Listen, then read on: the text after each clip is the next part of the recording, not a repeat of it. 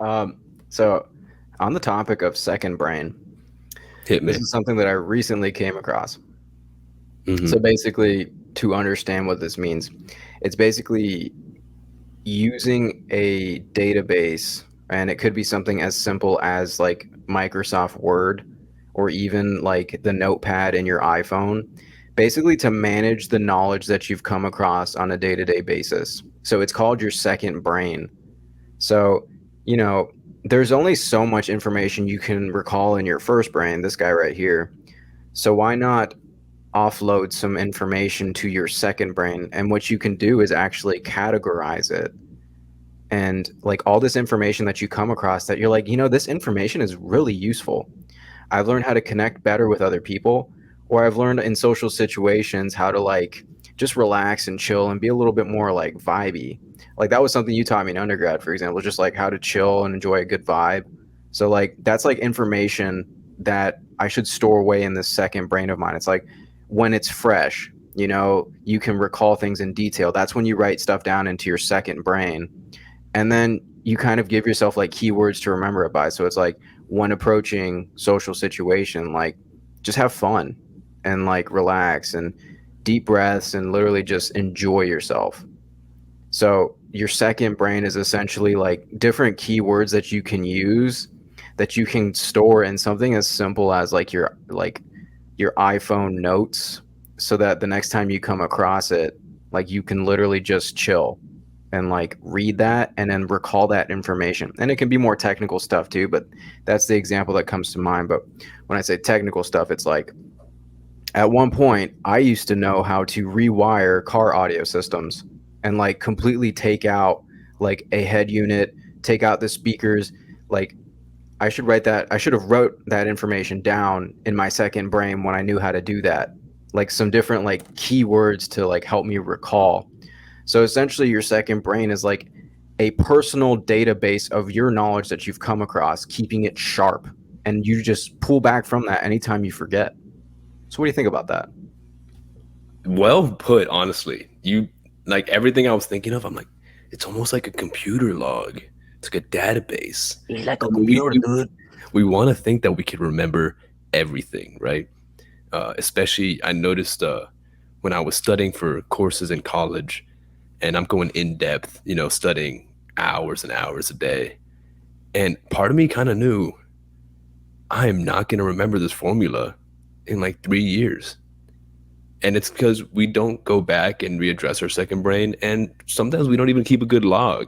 I don't think that you should necessarily have that knowledge on hand all the time, like you and your wiring for computer, I mean, rather for your car. I'm not saying like, Daniel, you should know this. Why don't you have it on a flashcard on your fridge so you see it every day? But you most definitely, if you had logged it, it's essentially part of your stored knowledge that you're able to pull from. And who knows, the more times you pull from it, eventually you might just kind of remember it. Like how to jump your car. I remember at the beginning, I was like, red, two, oh God, and the black one, you just hold it for a while and then touch, make them spark. Don't do that, please. But I had to write it down a few times until eventually, repetition, you kind of get it. But I don't want to deter too much from your point, which is essentially you are creating a notepad log that you access at the moment in order to input the knowledge that you want to store.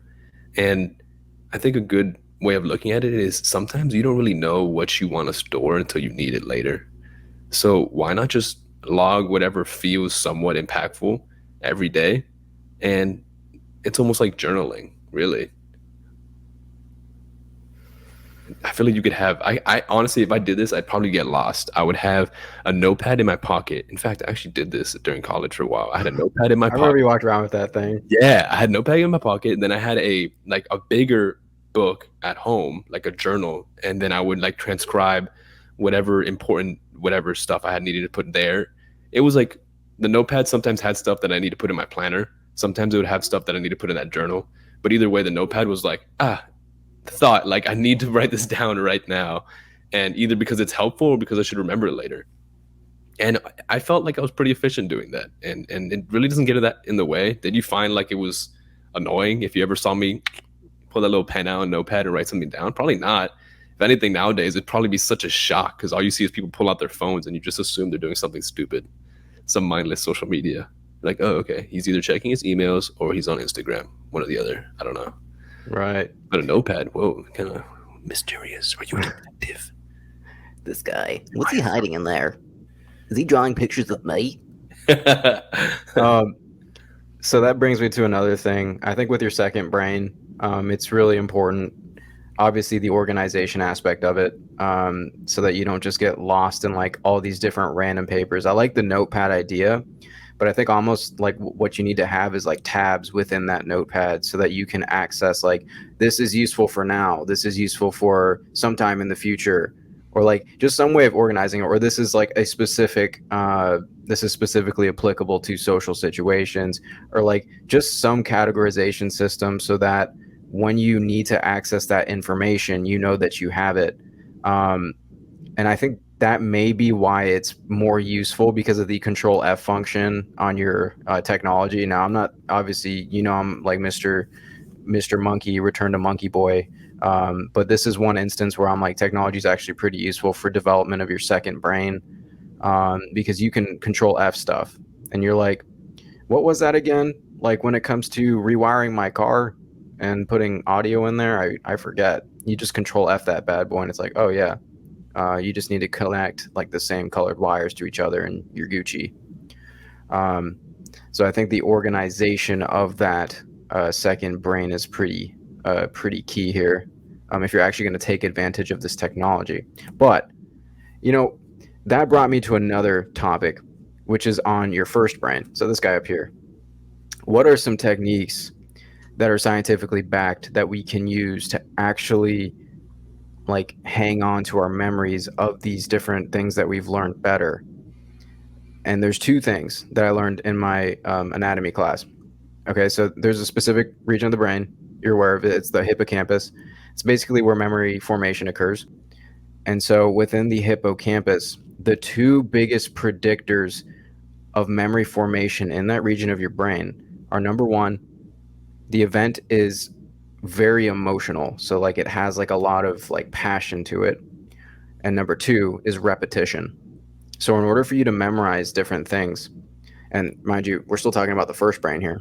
In order for you to memorize information and to be able to recall it rapidly, you either need to make that thing like super like emotional for you, like you need to get mad about it. You remember things in your life that have made you pissed off, or you remember really like traumatic events, like getting in a car accident, that sort of thing. Like you can recall so much detail from those events, and that's because your hippocampus like goes into action, and it really solidifies those memories when there's a lot of emotion behind it. In addition, it's the repetition, which I think is the thing that we're probably all most familiar with in school, which is like, okay, I'm going through this set of flashcards over and over and over again until it sticks. So those are like the two main things that you can use to strengthen your first brain. But now we've discussed the second brain as well. So I think with that in mind, like those two principles together are a great self-improvement technique that we can all take advantage of. It's almost like the notepad or the taking notes in the very moment that you have that inspiration is almost like making it emotional. Sometimes you're like, oh wow, that's pretty cool. That's it, it's gone. But if you bring attention to, oh wow, that's pretty cool, like I might need to use that later, or like that's kind of inspiring. I'm gonna write that down. I don't need it today. I feel pretty good today, but you know, there are days where I do need some inspiration, and maybe you can look back in that little notepad, and next thing you know, you actually have that inspirational quote plastered on your wall or something, and now it's repetition. Next thing you know, it's like part of your life, and it's driving the innovation that you are able to bring to your passion every day. It's I'm not saying everything in your notepad is going to be that influential, but if you want it to be, you have a list of potentially important ideas that you could become emotionally attached to, and you could repeat them in a studying formal way, I suppose, but it sounds less exciting that way. And it can become much more ingrained. I think, and if you want it to. And sometimes you might just write something down that isn't even an answer. Sometimes you might write down a question or a problem. You just don't know how to address it yet. That's pretty deep, bro. Diving deep. We got a comment. Oh. I don't even know how you get comments. Damn it. I forgot to okay. You take care of that comment. I gotta add another thing to our live stream. Oh. Comment says, voice recording is helpful, and you can play in your car while you're driving. Hell, make songs about everything. That is so true, though. Very true. Have you ever been in your car and you start freestyling your thoughts? Just me. Okay. Just me. Just me. Yeah, we've all been there, bro. All right. Save changes. Okay. Now we're live on the right thing. Nice. Nice. Because I didn't put us as live on the right Twitch account. We're live on 2 Twitch accounts. I should remove. I'm gonna remove the Duo Podcast Boys one. Oh yeah, please. That was before we even knew what we were doing. I mean, we still don't know what we're doing, but that was definitely a work in progress account meant to be I'm gonna remove that. Wow. Okay. So now we're actually on nurturing our nature. Yeah. On YouTube, okay. YouTube was correct the whole time. Good. Nurturing nature is now the real deal. Okay. I personally like YouTube way more. Just because I've been on it since it was like chocolate rain. Oh yeah. Dude, the evolution of YouTube is really interesting. From like the really simple videos that we used to have to like the freaking cat. I'm a kitty cat. And I dance and I dance. Bro, like from shit like that to like what we have now, it's pretty interesting to see. It's honestly become very, I want to say corporatized, unfortunately, because you don't really get those small creators that we used to have. Oh, well, we do. We have. I mean, there's you and me, dude. We're out here. I mean, dude, we're huge, we're bro. So small, dude. Oh, bro, we already done made it. We're so small, dude. And I'm glad that YouTube still allows people like us to get on there and make the most of it. I think there was more of a vacuum of darkness before, and it allowed for people to post just about anything. And if it was like halfway professional, it got popular. And back then, halfway professional was using like the free tools on iMovie. And it was like, right. Whoa, innovation. Whoa, he's got an intro. It's like fade, like the little camera flashes. You already know it. Bro, my favorite is the freaking like spin in, like it's like a washing machine into the beginning of your episode. I have that option. We can do that for this episode too, if you want to. We can get the music scores going. I remember half of those just because of like all the school projects I made with iMovie. The little guitar riff on there. Oh, freaking sick. Freaking sick, bro. What were we talking about before YouTube? I got distracted. First brain, second brain. Everybody do the brain. Snap, dude. I was on my 0 brain. I spaced out. It's all right. We can all strengthen our first brain. I actually, speaking of, one of the things you mentioned was meditation and how you can kind of use that. Can you go more to depth, like how that related to the notepad technique and how you're using meditation to get in tune with your second brain, maybe, and kind of merge them both into some third eye? Yeah, if I want to merge meditation with the second brain, let's go to the central principle behind meditation, which is all about mindfulness. Essentially. Oh, wait, turn off them notifications. Yeah, I need to figure out how to do that. How do you do that? Boy, we get it. You're popular. So if we're going to talk about the central principle behind meditation, essentially what it has to do with is mindfulness. I thought I did. Golly. How do you turn off freaking notifications, bro? From your phone or from the computer? I guess that's on my computer, isn't it? I know how to do it on my phone.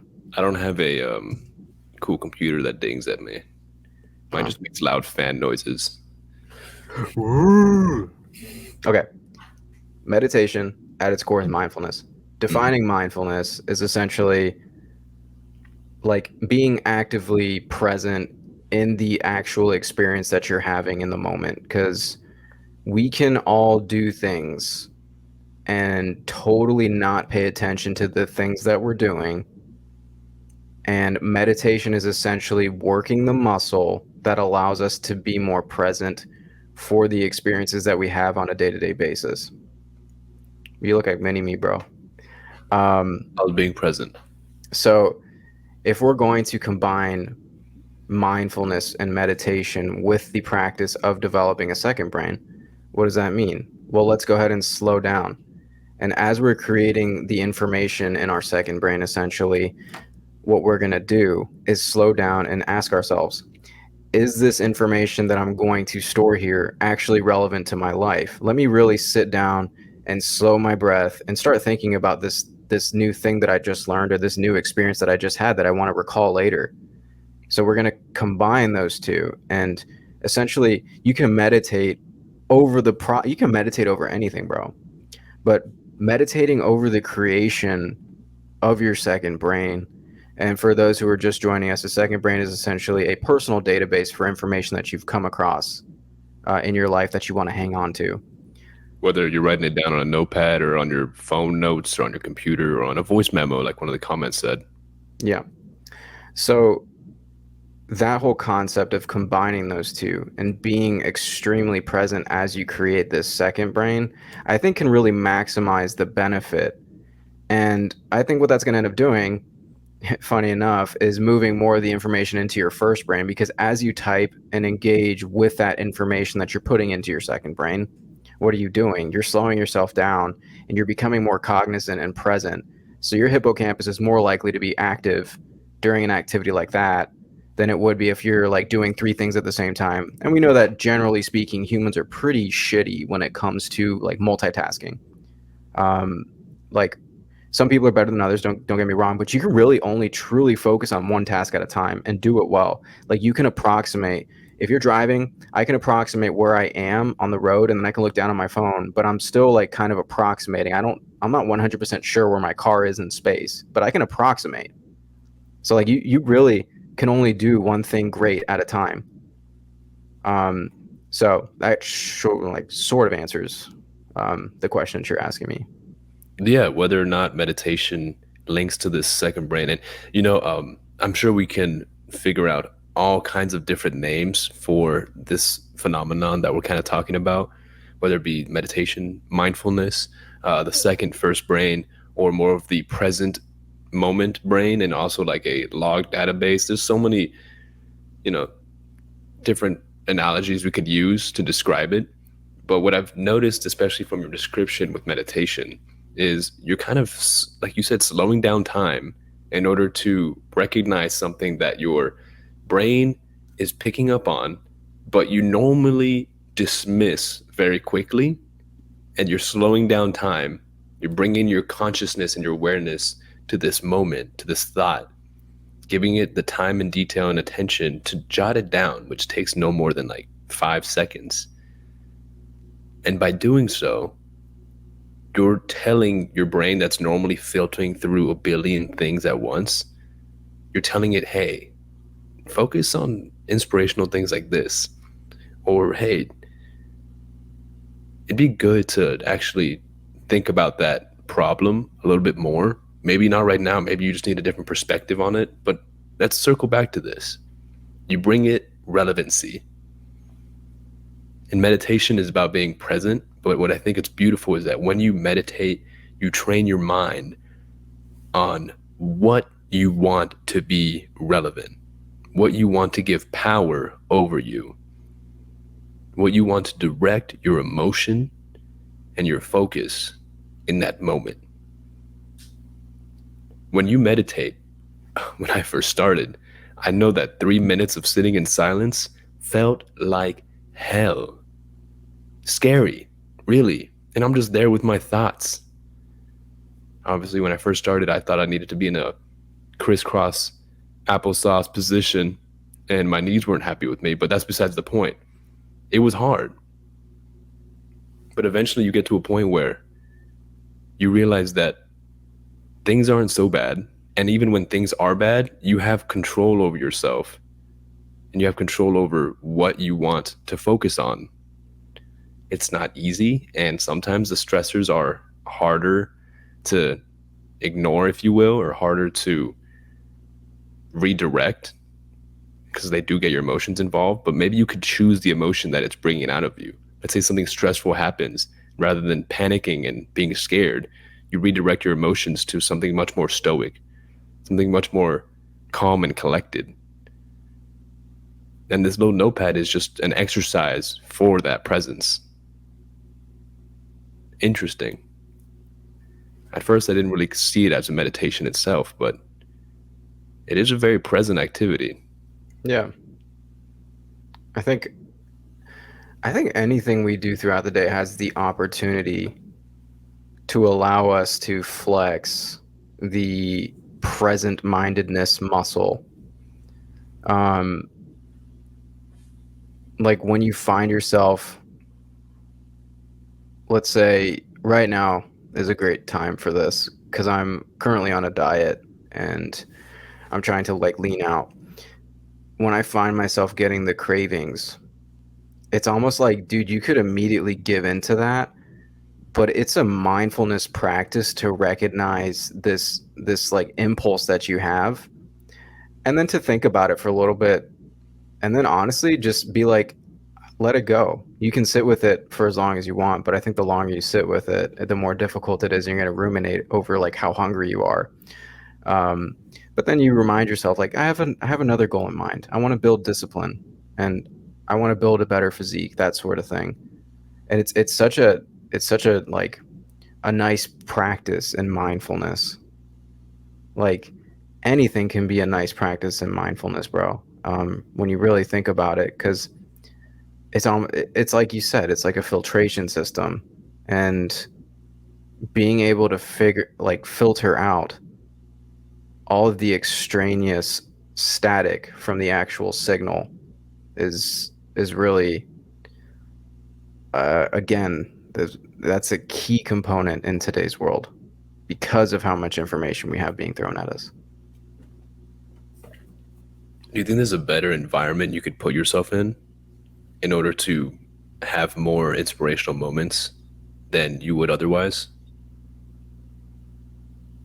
Like, That's an easy answer for me. go on. Plain and simple, brother. Escape to nature.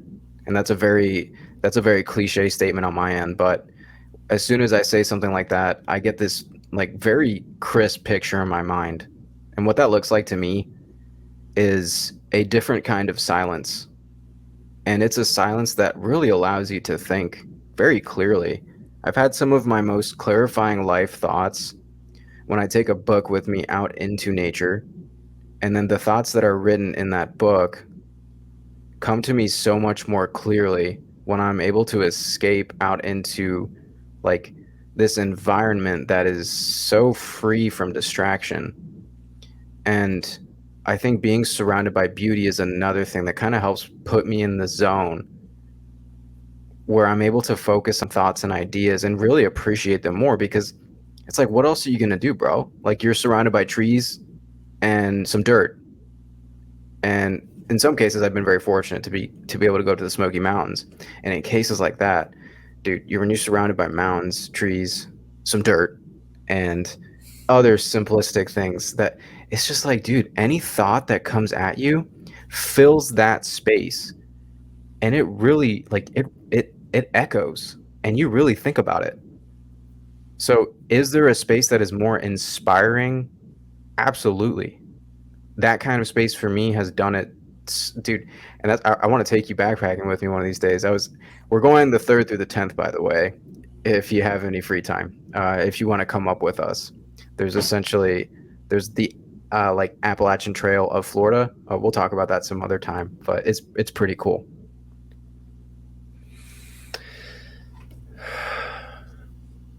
I could picture those same moments that bring that different kind of silence.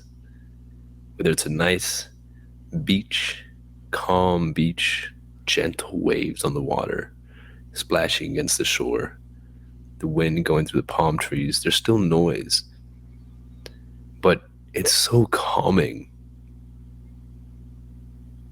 You could almost feel the stress just melt right off. Now, what I want to do, bring those moments, those outdoor, beautiful, nature picturesque English language, those beautiful moments, bringing them inside your mind and being able to be in a stressful environment. No one wants to be, but if you are in a stressful environment, be able to tune in to that beach. Now, is that irresponsible, or is that a power that you could actually strip the stress away and bring yourself onto this calming, grounded zone without actually being there?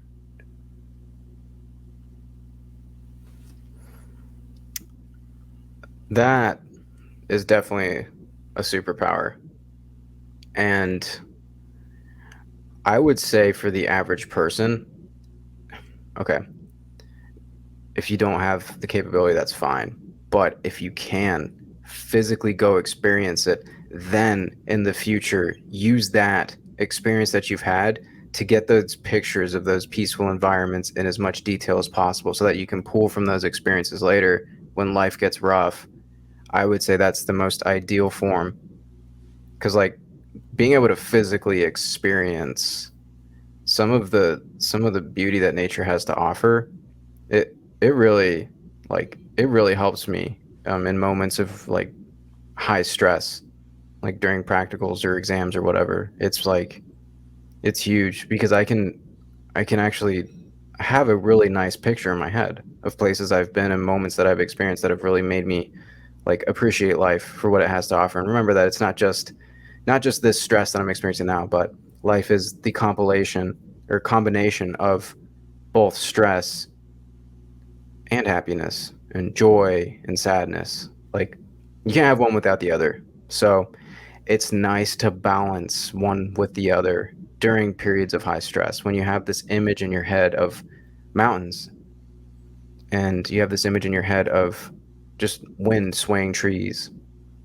So I totally agree with you, bro. I think it's a superpower, and I think to make that superpower supercharged, you got to get out there and actually get a fine-tuned picture of nature so you can pull from that during periods of high stress. That kind of triggered a few different thoughts. I wonder if this has a double-edged sword. Can you be in a stressful environment where you actually need to be productive, and then you find yourself imagining kicking off your shoes at a beach, and then you just you just avoid your responsibilities because you can just bliss yourself into relaxation? I wonder how like realistic that is. And then the other dark side of the sword is, again, these are not things that I've experienced myself, but simply brainstorming on this Yeah. ideology of teleporting yourself for peace. What if it's not a mountain trail or a beach? What if you're someone that finds peace in a person, or finds peace in maybe like not the healthiest activity? I wonder how that affects those people when they try to find peace in what they thought was comforting, and then it backfires on them. I'd hate to like be the devil's advocate for something that we're trying to promote, but I'm simply just thinking outside of the box of, is that possible too? Like, is this Yeah. something that needs to be trained, but trained with intention? You know, you don't want to give yourself the wrong, it's almost like the wrong inception totem, like it's got to be well thought out. It's got to have like a certain scale to it, and that way you could bring that superpower on versus something that's actually handicapping you. I'd like to think more about that because that's Yeah. we don't have to go into it right now. I'm just I maybe think simply put, bro, brain. as with all things, you can have too much of a good thing, right? You can have, in a moment when you actually need stress in your life, you can have too much escapism into a past experience because you really don't want to be in the present. And you can have too much escapism into, for a lot of people, that could be a substance, man. Like something to just take off the edge from this negative emotion. There are arguably healthy ways to deal with stress. And I would say that a visualization technique combined with meditation, I would argue, is a very healthy way to deal with stress, and you're not doing harm to your body. But even that you could probably take too far, where you literally start daydreaming and then you're missing out on the work that you need to do because you want so badly not to be in this present moment where you have work to do. So I think in that case, it would be a matter of like toning down the stress response that you have to the stimuli that's being presented to you.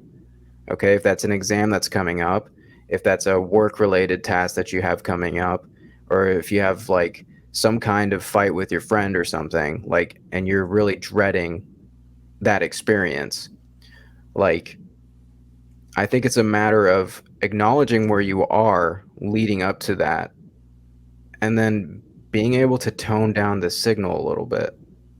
And I think we all have that capability, because anything that we stress out about is a result of our judgment on that stimulus. And that's another flex. That's another superpower of your prefrontal cortex executive function. Like, seriously, you can determine any response to any stimulus, and we can train our minds to love pain.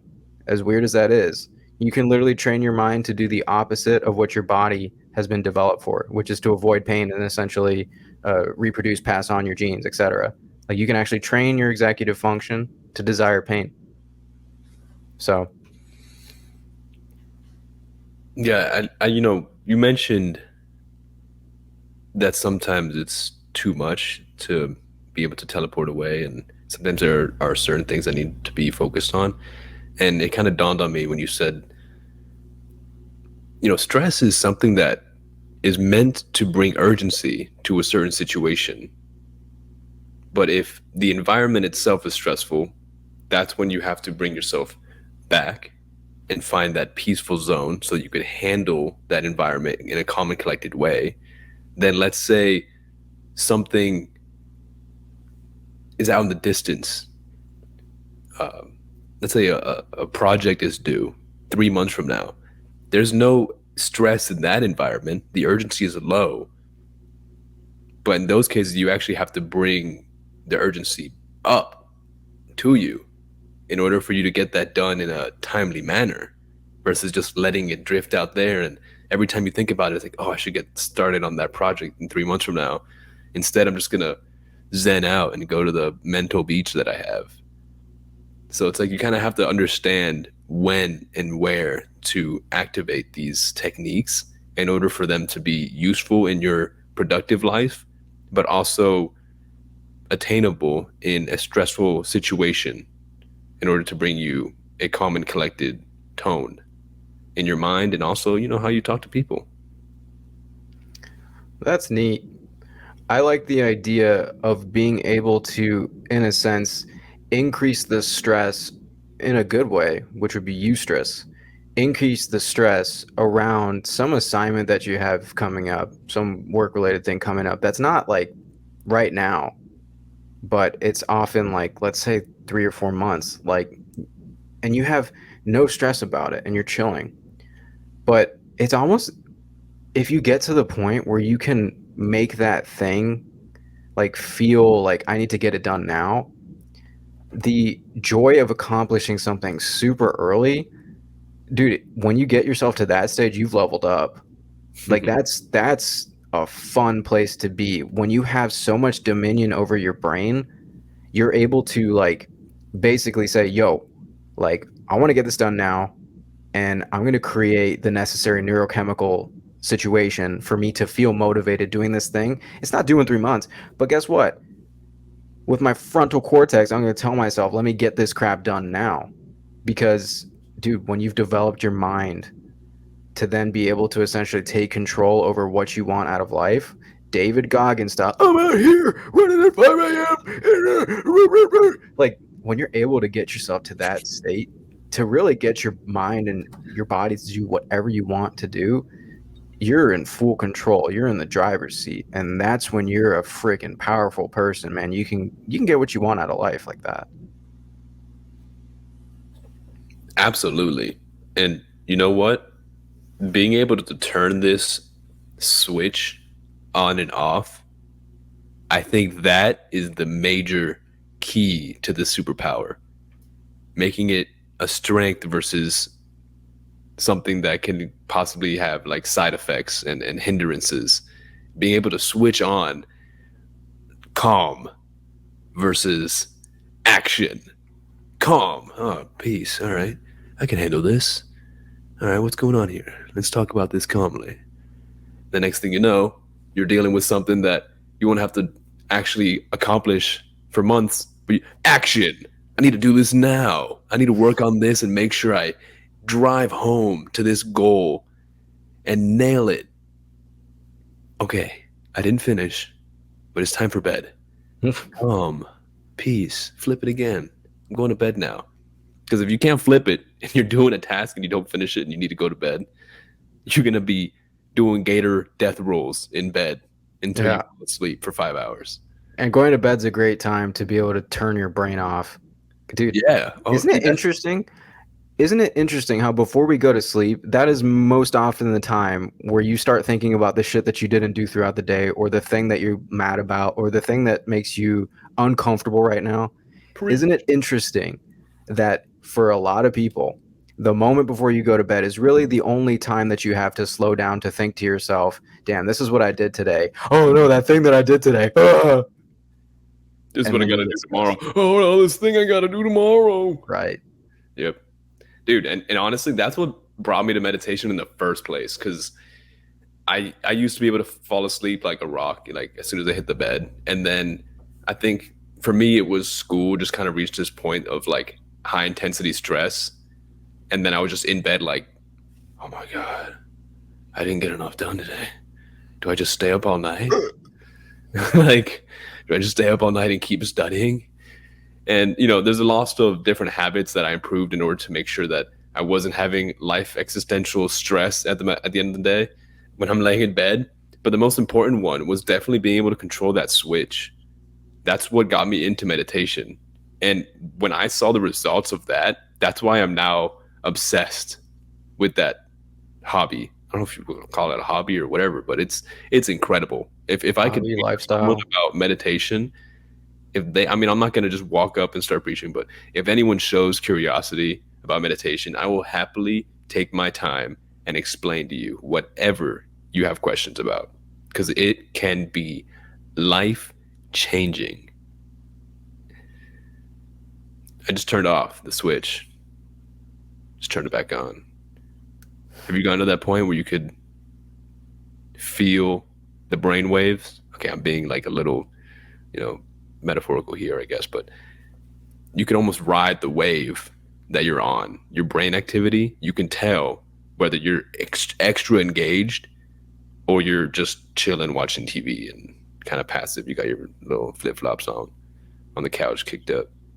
You can tell. And you could be both of those one moment after another. I'm not saying you're literally going from giving a presentation to sitting on the couch, but mentally you can almost tell when that wave is dipped and when it's rising. If you have the awareness to kind of tune into yourself, you could almost control that current. And that's when it gets weird in the best of ways. Right. Really does. You feel yourself being energized. You feel yourself getting laser focus. And then you could also feel yourself melting away into a daydream whenever you want. You just got to be able to recognize that feeling and bring yourself to it, which brings us back to that nature trail, which you went to physically, you physically experienced, you remember how it made you feel and what it looked like.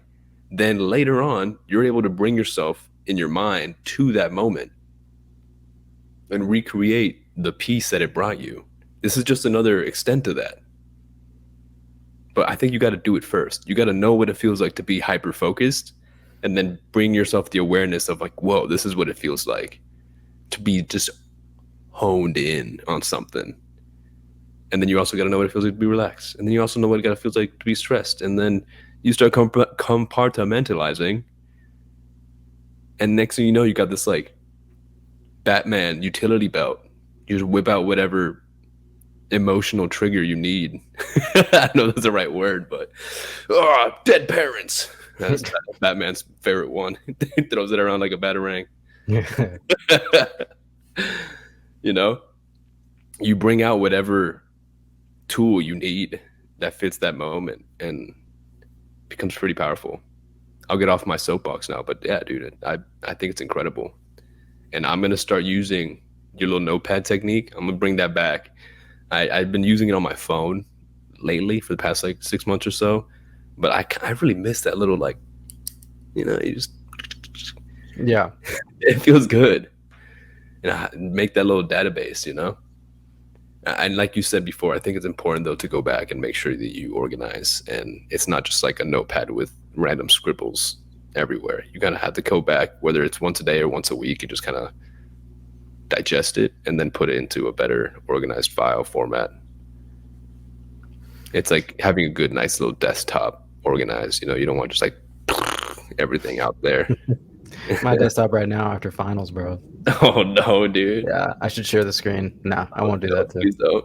I won't do that. You can't bring me stress. Yeah. So, do you think the practice of meditation, this is gonna require a definition here, I'm not good at those. and we're gonna not define meditation, but we're gonna define another word that I'm about to throw out. Okay. So, do you think that meditation is something that a normie would do? Now, define normie. It's like a meme word. It's like a Reddit word or something. So, I would argue that words that come up as memes are actually disguised as memes because it's what our society actually wants to say about things. Society. Normie. Okay, so normie, I feel like colloquially, I feel like it would mean like it's like a regular, someone that like regularly inhabits a certain like area, like he's normally here. But because I know like the memer context of it, I know that it's just like it's like an NPC player. It's like the level 1, like they're still walking around in the spawn town, and they're just like doing their thing. They're interacting with the other NPCs, and that's kind of it. There's no like higher purpose or awareness of what they're doing. They just kind of do it because they're programmed to do it. And then there's like the actual gamers out here, you know, that are like making it their life goal to level up. And if like anyone in this chat or stream is not a millennial, I'm sorry for all of that, because I know it didn't make sense, but Yeah. but it is essentially someone who is either passively moving through life or someone who's actively trying to achieve and push their limits. That's kind of what I would say is a normie. Did I answer your question? Yeah. So I think I mostly agree. Nice. Nice. I would also say that they probably prescribe to the template that's given to them in a given societal context, and I think that's a philosopher is not a normie, and that's a great example of what a normie is not. So a philosopher usually lives counterculture, and I think counterculture is what really can break off into another group that is not normie.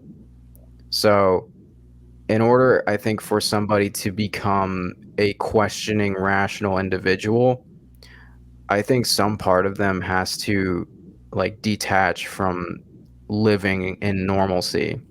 And by that, I mean separating and or at least breaking down the ideals of the society that you're a part of so that you know what you're striving towards, because we are all given templates, and you're told, if you prescribe to the American dream, that if you work hard, you can have a house and you can have a dog and you can have a fence around your house and you can live and have nice food.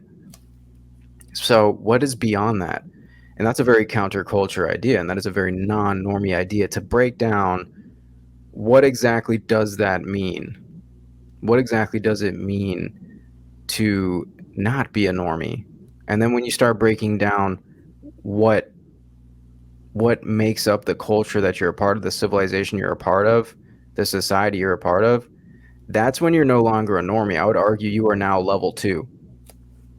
You're like level 2 journeyman, because now you have the components that make up that thing that you're a part of, that you kind of function within every single day. And when you're aware of the different parts of that thing, that's when you can start actually asking questions and then forge your own path to become not a normie.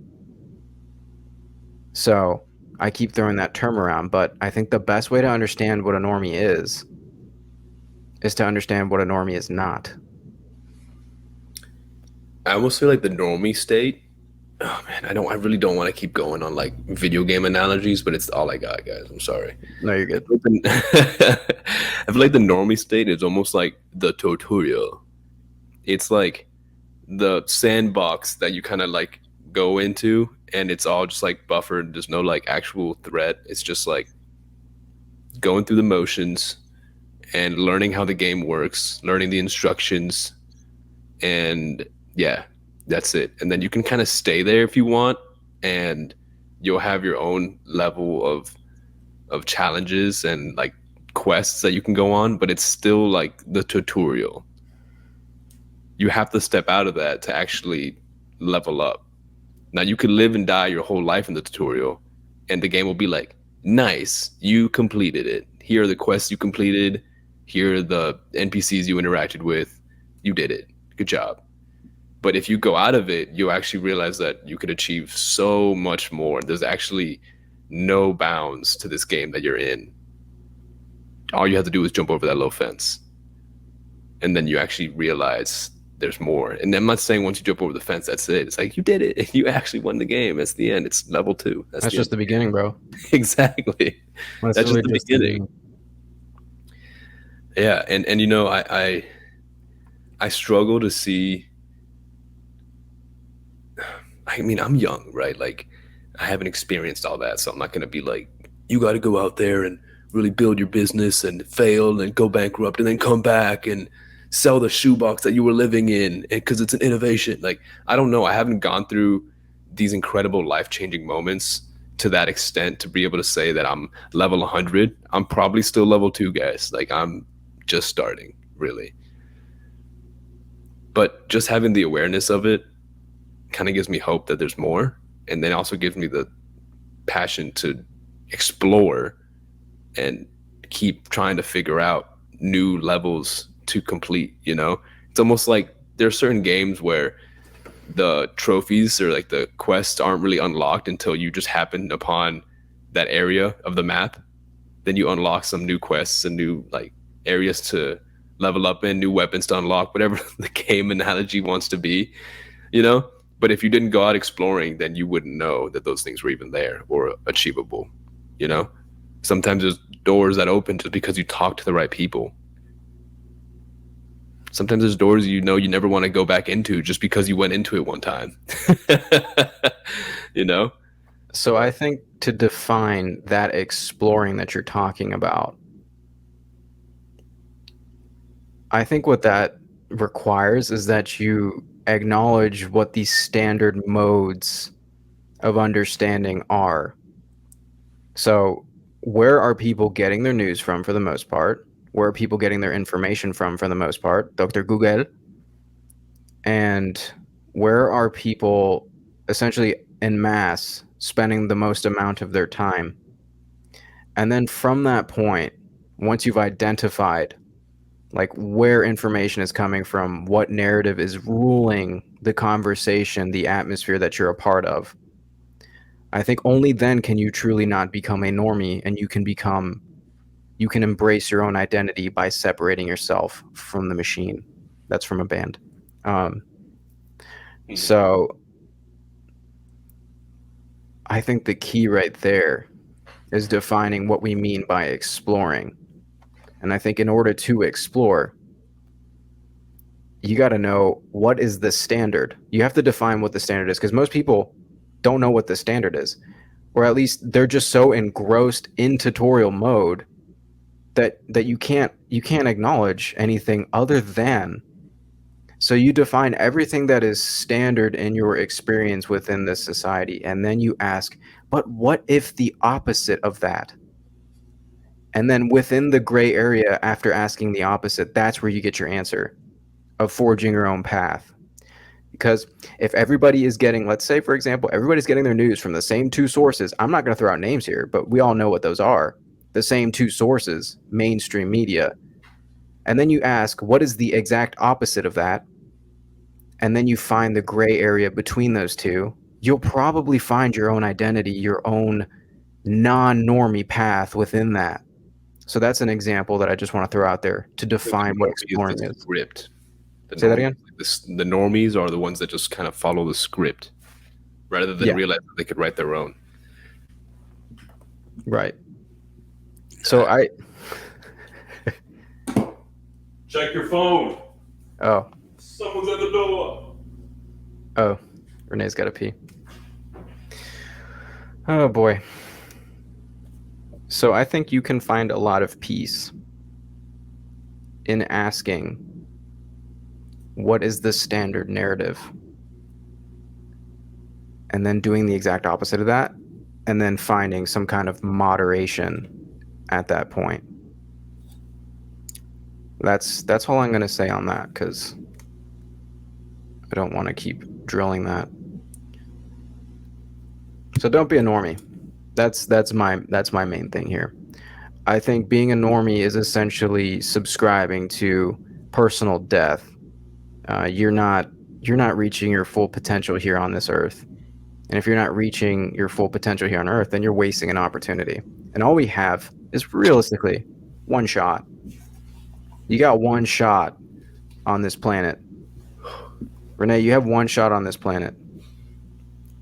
So why would you waste it?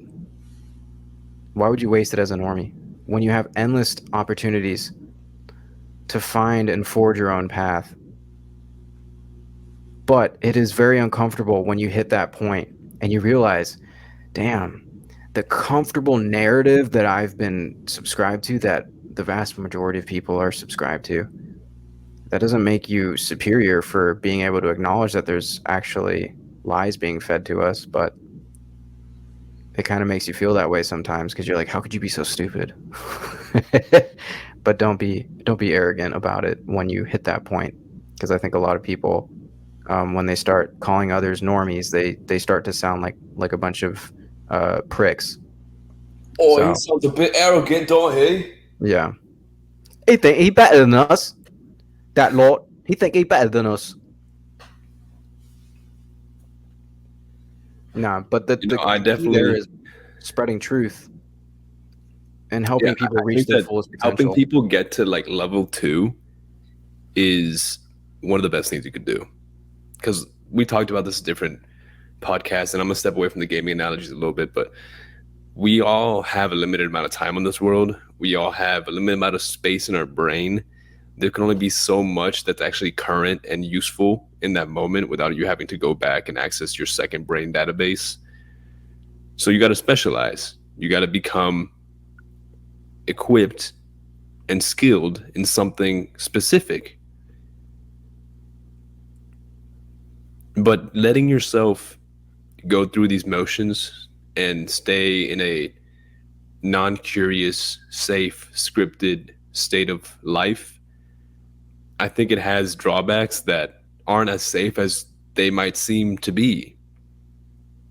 they have the ability to make you lose so much because you weren't willing to risk anything. So waking people up to just the basic human experience of being curious, which I know we all have, like we're all right there. We're all very capable of stepping out and being curious and experiencing things outside of our comfort zone. But I would just like to encourage you and show you that, hey, it's really not that bad. You just got to give it a try. And the more you do it, the more you're going to realize there's things out there that you want to learn about. And then next thing you know, you're a specialist and you're teaching other people these same things. And it could be really life-changing just being on that journey rather than staying within a safe fence. It could bring you and those around you so much value, so much. You just have to step out and try it, explore. And the more you do that, you also become better equipped to handle your own mind and the craziness that goes on up there. One helps the other. The more you explore, the more you arm your mind with memories and skills. Then you use that to harness your mind. And then that allows you to go out and explore and experience those things in a calm and collected, present way. So take risks, not only with the physical things that you do, like in the gym, for example, trying to push a heavier weight, but take risks mentally with the realm of ideas in trying out new ideas. Okay? You're fed a narrative, but you ask and you take the risk. Do I actually believe this? What do I actually think about this? That should be the script that you start having in your mind. When an idea is first fed to you, you need to start discerning your own opinion and start developing your actual own personal thoughts on how the world works. So you can actually start developing that, because the only way for you to break out of the machine, per se, is to start generating a script and a sort of like algorithm in your brain that's like, yo, so you said this, and I've heard this said 1,000 times before, but what do I think about that? Yeah, I hope the viewers aren't agreeing with everything. I hope you question everything. I hope you doubt as much as you agree, and do your own research and experience it for yourself, really, because that's what this is all about. It's just about sharing your perspective and hearing other people's perspectives, and then experiencing things till you have the experience yourself to make judgment calls. And it's really important. And I think that also that thing that we're talking about right now, like asking those questions, what do I think about that? And having your own opinion, that builds resilience. Like you as a person, okay? Like when somebody has, let's say, a negative opinion about you, okay? For most people, for all of us, like nobody likes how that feels. When somebody doesn't like you, you put your videos up on the internet and you want to get positive approval. Everybody like that participates in social media does it for that reason, for social approval. When somebody doesn't approve, this skill that we're talking about, like, why should I value this person's opinion? Why should I care? Like, what does this person have to bring to the world?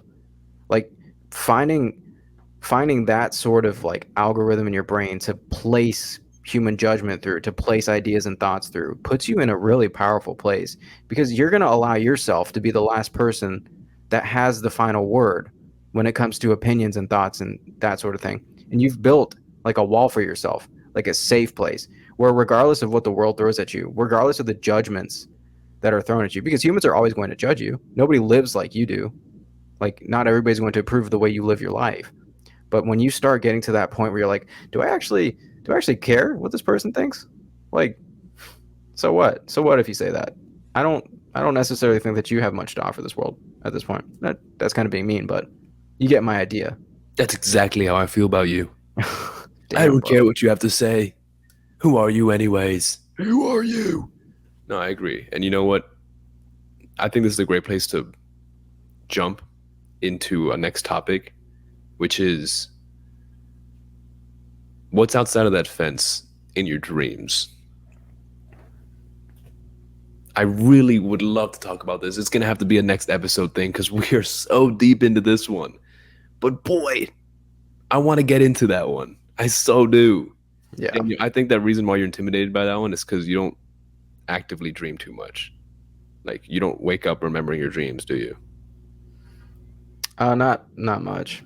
Okay. I challenge you and others. As soon as you find yourself waking up, try your best to actively remember, no matter how nonsensical, what you were just doing in your dream. Because the more you do that, the more you actually become to be in tune with it.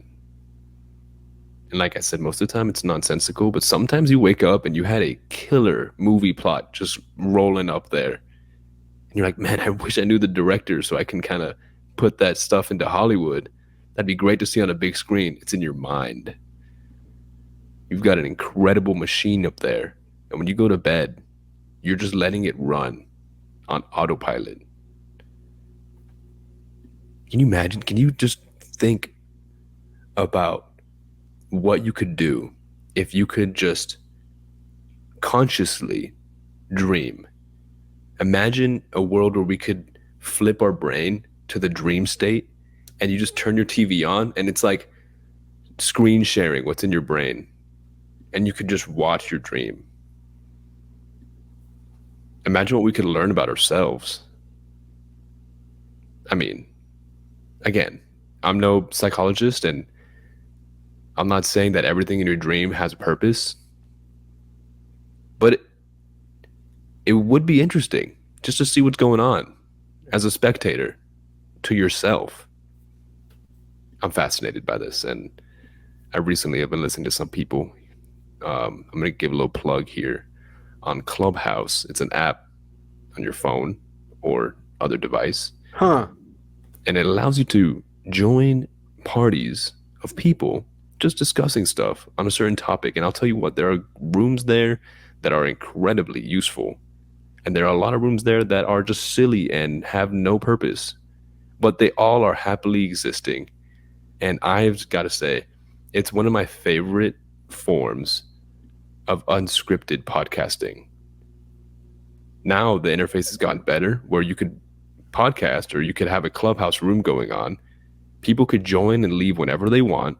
You could bump them up to the stage. They can talk right there live with you. And then now you could even record that conversation. So you could choose which rooms or which sessions are public, and you could choose which ones are stored and then publish them and let them be shared later. And the most powerful thing I've seen on this app is that you can get rooms and specialists in whatever topic you're talking about will appear out of thin air. It really does feel like that. You'll be talking about something and there'll be someone in your audience that gets bumped up to talk and you didn't invite them. You didn't know that their background was a doctorate in dream psychology, but they might just be like, hey, I just was happening upon your podcast and I heard you talking about this. And here's the research that I'm doing myself on dream state. I'm just saying, I was mind blown by what I heard. And I just nearly dipped my toes into that little dream puddle that they were talking about. Just made that word up. I don't know what a dream puddle is, but A puddle of goo. it was interesting to hear their thoughts. And some of these people on there were really deep in the research. And one of them, has books published and clearly has been a positive influence on those in her life by sharing what she knows. And she's able to get people that now when you tell them something important, hey, what do you think about, I don't know, I'll sleep on it. Now when they say that, they're actually going to sleep on that idea and they wake up with answers. Huh! What do you think about this hoopla? I think Carl Jung has a lot to say about it. I got to continue studying it so I can talk about it. But diving into the subconscious mind is through dreams is one of the ways that we can actually rectify some of the what he calls shadow work. Basically, we have a lot of negative aspects to ourself that can come out in the conscious mind, but basically through dreams we may be able to essentially work through some of the more negative tendencies that we have as human beings. But I'm so down for a conversation on this, because I actually, funny enough, without us even knowing it, I started studying up on this before we even talked about it today. Listen, I'm not forcing you in anything. I'm just asking you to sleep on it. Wow. Thank you, ladies and gentlemen, for joining us. Today, we are going to log off this incredible moment of conversation between two hooligans that just want to be on level 2 with you. Nurturing our nature, it's all about experimenting outside of our comfort zone and getting more in tune with who we are today to be a better us tomorrow. Cheers. Later.